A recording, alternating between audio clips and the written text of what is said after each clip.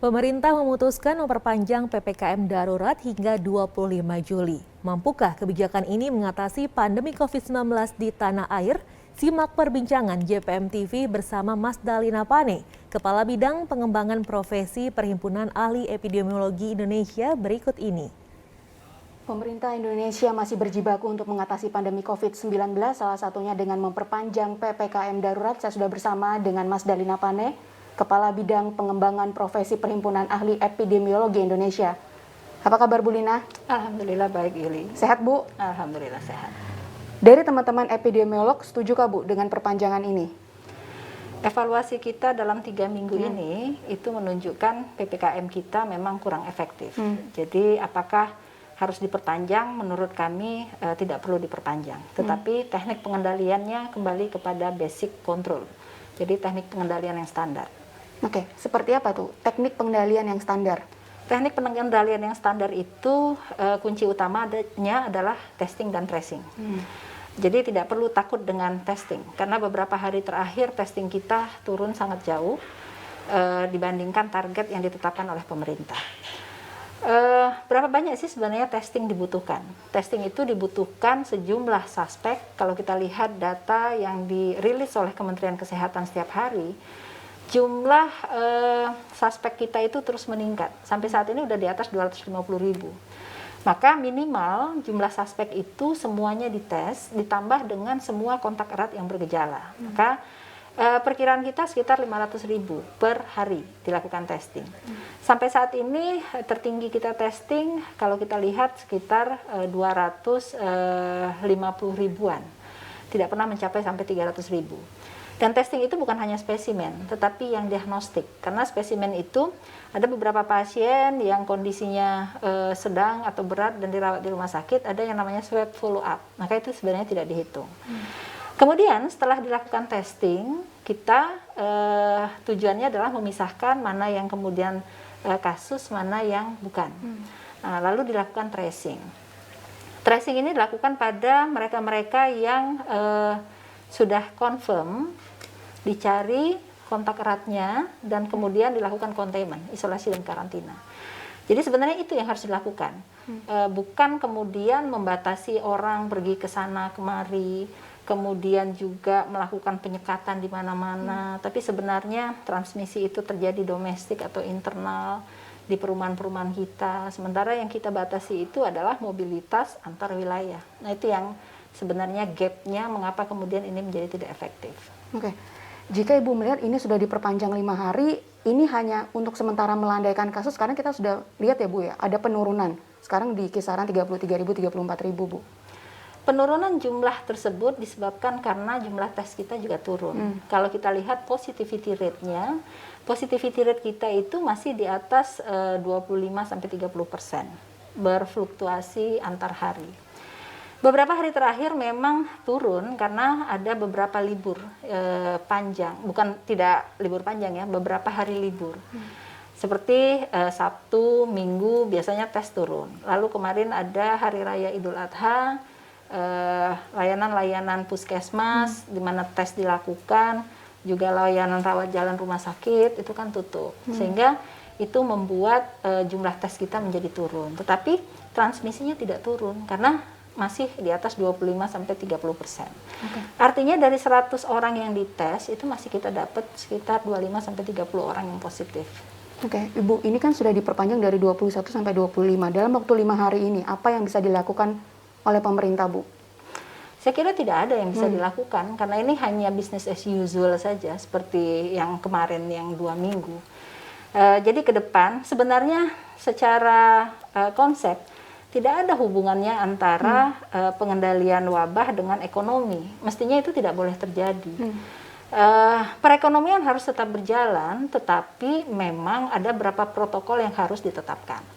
Misalnya, kalau dalam kondisinya darurat, atau mereka sebut sebagai skala 4 gitu ya, level 4, maka restoran masih tetap boleh beroperasi, tetapi harus take away, tidak boleh makan di tempat. Itu kan clear sebenarnya. Jadi, informasi yang harus disampaikan kepada masyarakat itu harus sederhana. Jadi tidak boleh informasi itu kemudian multi interpretasi dan kemudian dipersepsi berbeda oleh masyarakat. Oke. Ibu, ini sudah berjalan dari sekian lama kita menerapkan dari PSBB, PPKM sampai PPKM darurat. Apakah Ibu melihat masyarakat ini tingkat kesadaran protokol kesehatan, kemudian juga untuk mereka mobilitas turunkah atau tidak ada perubahan sama sekali justru? Ya, kalau untuk mobilitas tentu turun gara-gara PPKM darurat ini, karena disekat di mana-mana. Tetapi itu mobilitas antar kota. Kalau mobilitas domestik sendiri di wilayah kita itu tetap saja terjadi mobilitas. Padahal di sanalah sebenarnya penularan itu terjadi. Dan tidak ada yang mengawasi itu yang jadi persoalan. Terutama pada wilayah-wilayah yang padat penduduk. Wilayah yang padat penduduk itu kalau tidak dibatasi benar mobilitasnya, transmisinya masih tetap terjadi. Padahal kita sudah mencoba untuk memberikan narasi yang mudah bagi masyarakat. Apa itu? Diam di rumah. Jangan kemana-mana. Itu narasi yang sebenarnya lebih mudah dipahami masyarakat. Oh, ini darurat, maka saya harus diam di rumah. Dan tidak akan keluar rumah kalau tidak sangat penting. Artinya kalau 24 jam dia keluar ke rumah hanya untuk membeli bahan pangan misalnya begitu ya. Nah itu hal yang penting. Tapi dia tidak kemudian keluar rumah itu pergi jalan-jalan, kemudian refreshing atau melakukan kegiatan-kegiatan yang melibatkan orang banyak. Itu yang tidak boleh. Yang sebut banyak itu lebih dari 3 orang gitu ya. Ngumpul dengan teman-teman, kongko-kongko. Nah kadang-kadang diam di rumah tapi mengunjungi teman, itu kan sebenarnya bukan diam di rumah juga gitu.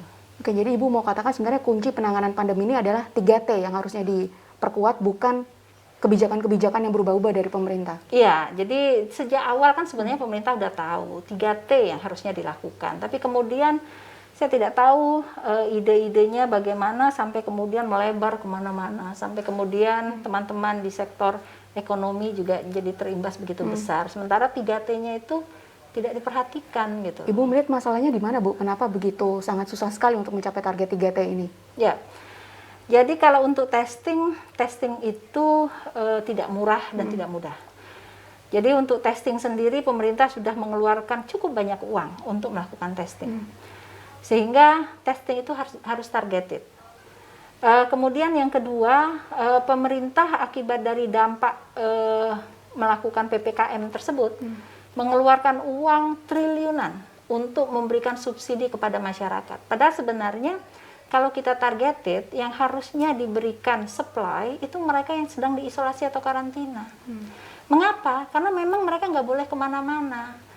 Kalau semua masyarakat dikasih BLT misalnya, bantuan langsung tunai, itu kalau kami epidemiolog melihatnya seperti menggarami lautan.